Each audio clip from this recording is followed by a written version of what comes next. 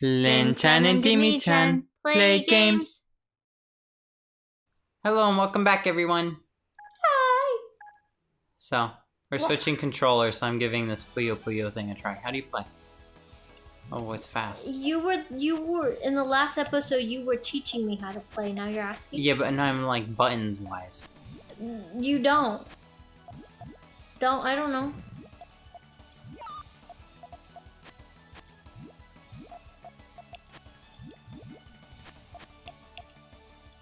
Like that?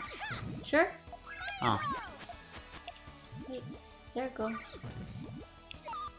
Wow. And then they come down and they block you.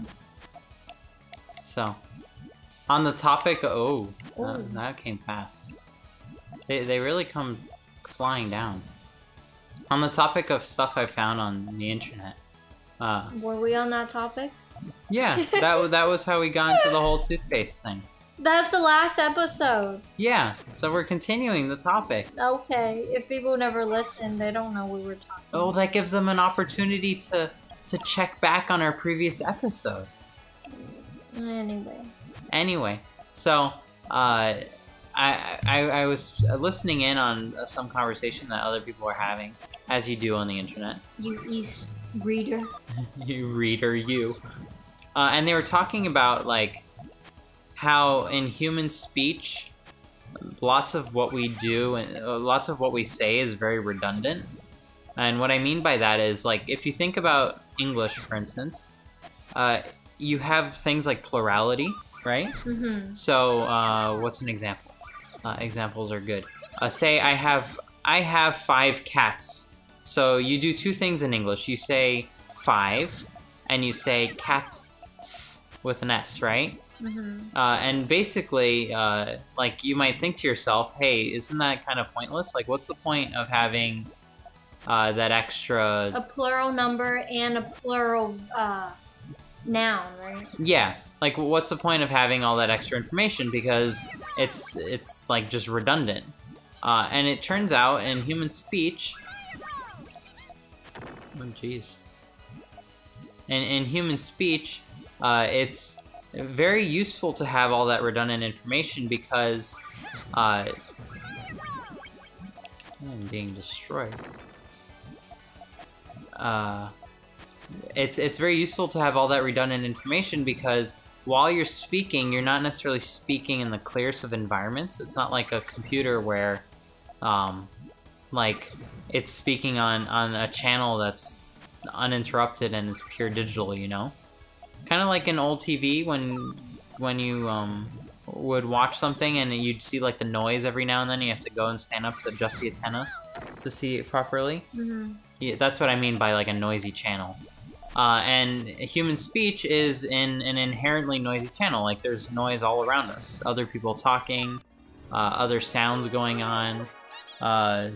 So you need to have as much redundant information as possible to be able to communicate properly and have the other side understand you. So the way the language deals with this is by having redundancy. So, for example, in English, you have plurality, where you have to have the noun agree with the determiner that comes before it. And you have this in other ways, too. Like, when you're talking with someone, you're paying attention to their face and you're watching their lips move. You're actually lip reading without really paying too much attention. And you're filling in any information that you can't hear directly. And the reasons why you can't hear it can be from all sorts of different scenarios. For instance, like if you're at a party and it's very loud out, you can still pay attention to what someone is saying, even though it's like 1,000 other people are talking all at the same time. You focus in on their vocal range, and then you can pay attention to what they're saying. You know. Mm-hmm. So I found that quite interesting that they're talking about that. And as it turns out, like... But that's just their speculation as to why it needs to be redundant. Yeah, so... Like, linguistically, that's not what the answer is. This is just their own opinion of what they think. No, this is the linguistic answer, but it is. Linguistics is notoriously speculation. Like, there's very few ways... But based on tests and patterns, it's not just... they pull it out of the hat and they said this is the reason why. It's based on multiple studies. Yes, absolutely. Yeah. And like it's like other research in this area shows that the amount of information that our ears are able to sense is very small. Like compared to a computer, we're operating on like stereo, but like very low bit rate and very small amount of information that if you were to listen to it directly on like headphones, it would sound horrible. But that's what our brain is happy with. And most of that information is lost in transit. And as long as you don't notice that it's lost, then it's not that big of a deal, you know? So I just kind of found that quite interesting. No, that's actually very interesting. Like, but again, like a lot in linguistics is speculation, as you brought up. Because a lot of languages doesn't need the redundancy in the sentence. Well, they have redundancy in different ways too, like the choice in what sounds to make. For example, if you look at some of the simplest languages that are still spoken today, and usually in... How do you justify whether something is simple or not? By looking at it in terms of like what the phonetic repertoire is and what the grammatic repertoire is. That's how you determine if it's simple or not. For instance, there are some simple languages that only have 2 vowels, and the 2 vowels are at the opposite side of the mouth. So for those that don't know, a vowel linguistically is a sound that's made just by pushing sound through your mouth. And depending on how big your mouth opening is and where your tongue is, it makes a different sound. So I believe the 2 vowels is ah and o. No, ah, e, ah, e. Yeah, the 2 extremes are ah and e, and those are the 2 sounds that are most different from each other. So a language really doesn't need more than just those 2 if you're differentiating. So simple languages get by with just those 2 vowels. And then as languages get more and more complex, they get more and more vowels thrown into it. Like English notoriously has like 20 something vowels. Sure, in school they teach you A, E, I, O, U, you know, and sometimes Y. They try to be silly, but in reality there's 20 of them. Like you can say ah or a or ah, you know, those are 3 different A's all of a sudden, and it increases the complexity of the language. So it seems like people who speak English don't even know it. No, most people who speak their language don't know how their own language works, which is fascinating to me. Like, I would think that it'd be very useful in school to teach how phonetics works and how language works, because then it becomes very easy to describe to students, like, oh, in this language you put your tongue here and you say it like this, and that's how you make the sound, and it becomes very easy all of a sudden. Like, but I think it's not necessary, because at a young age you can practically learn anything. Yeah, so it's absolutely. not necessary to teach them how to learn English at a linguistic level. Mm-hmm. Well, like two examples first, and then going back to the young age example. So, for example, in French, when they want to teach you how to do the French U sound, they tell you start making the sound E, like the capital E, and then as you're doing that, you want to tighten your lips into a small opening as possible. We keep everything else the same, so you go E, and then as you're doing that, you make your lips smaller and smaller, and you go E, and that's a French U. It's just changing how your lips are around the sound that you're making. But going back to why it's simple for children to learn language is because their ears are actually listening to every sound that's being made, and they're not yet categorizing sounds. So as you get older and as you get more proficient with the language that you're born with, you start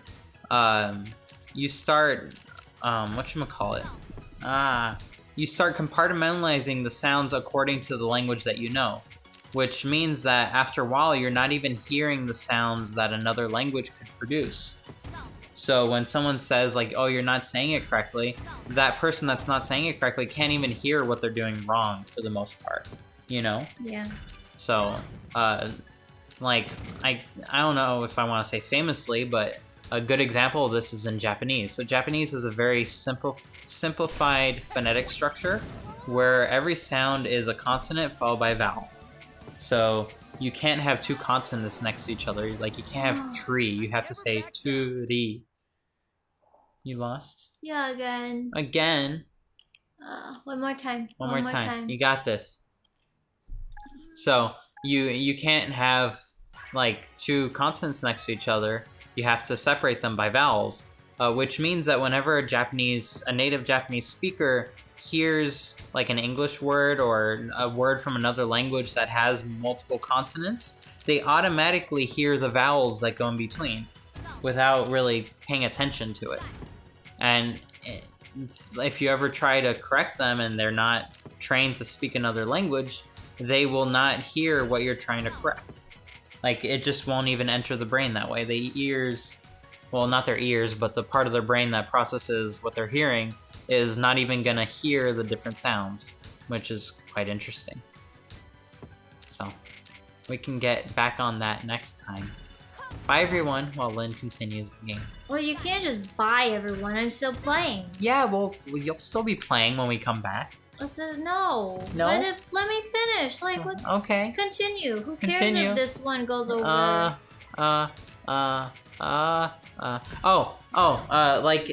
In Chinese, for instance, they say that Chinese speakers tend to be better at music at a young age. Who said? Studies say. Studies say. That makes no sense.